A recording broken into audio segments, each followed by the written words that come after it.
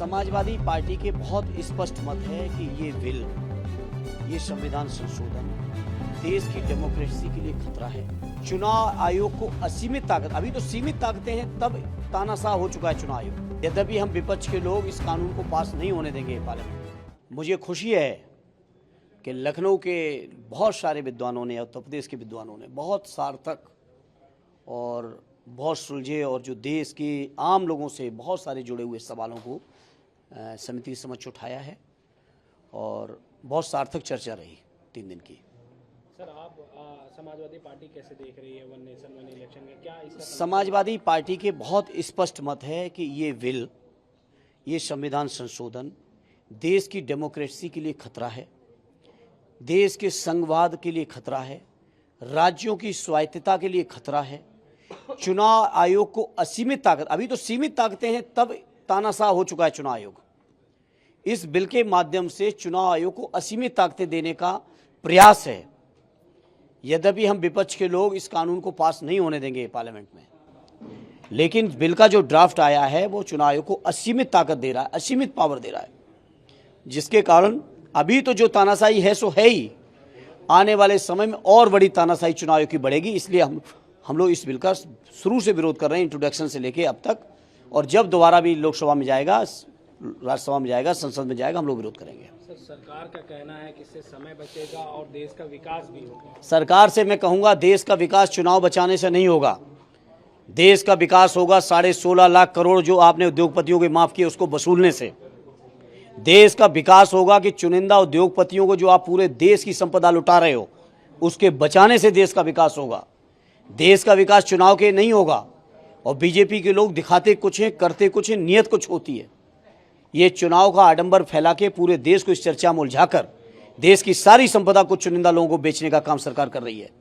जितनी बातें सरकार ने चुनावों से पहले की थी, 14, 17, 19, 22, 24, 5 घोषणा पत्र आप उठाइए पत्रकार साथी, और 5 घोषणा पत्र में आप देखेंगे भारतीय जनता पार्टी ने जिन बातों पर वोट मांगा था जनता से, एक भी पूरा नहीं हुआ।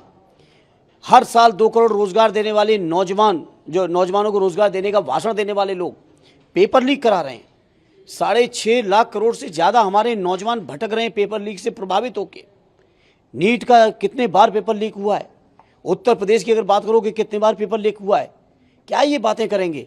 ये केवल जनता को गुमराह कर रहे हैं। और मीडिया के साथियों, आपसे कहूँगा, आप कम से कम उनके इस गुमराही के षड्यंत्र का कहीं हथियार न बन पाएँ। सर, विधानसभा अध्यक्ष हैं सतीश, वो आज विरोध कर रहे हैं, चंदे पे सवाल खड़ा कर रहे हैं। अगर वो चाहे तो हम चंदा भी वापस करने के लिए तैयार हैं। देखिए, मैं महाना जी उम्र में हमसे बहुत बड़े हैं, वरिष्ठता में बड़े हैं, हम नहीं उनकी बातों को काउंटर करना चाहते हैं, लेकिन कम से कम इतनी हल्की बातें उन्हें नहीं करनी चाहिए। भगवान राम के नाम पर जिन किसी ने भी चंदा दिया, सबका कष्ट है।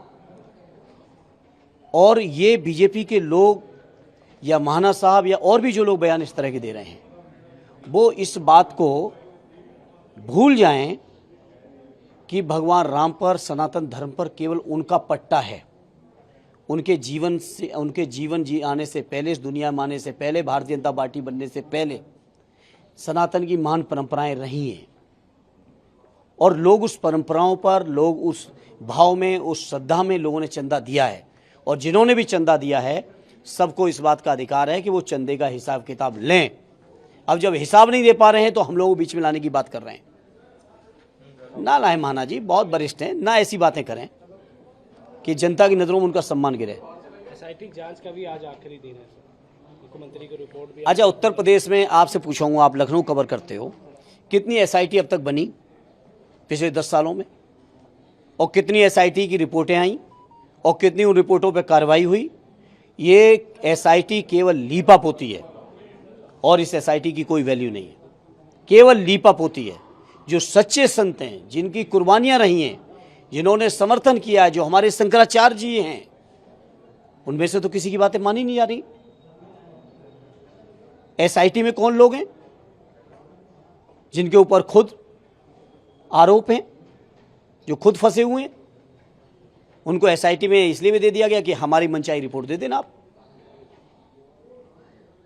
सर, एक आखिरी सवाल रहेगा। की ज़रूरत है तो समाजवादी पार्टी को गठबंधन की ज़रूरत है। बाकी मुस्लिम का वो कह रहे हैं कि मुस्लिम लाइक नहीं कर रही समाजवादी पार्टी। देखिए, इमरान मसूद साहब से हम कहेंगे कुछ चीज़ें राहुल गांधी जी के ऊपर भी छोड़ दी जाएं या खड़गे साहब के ऊपर भी छोड़ दी जाएं।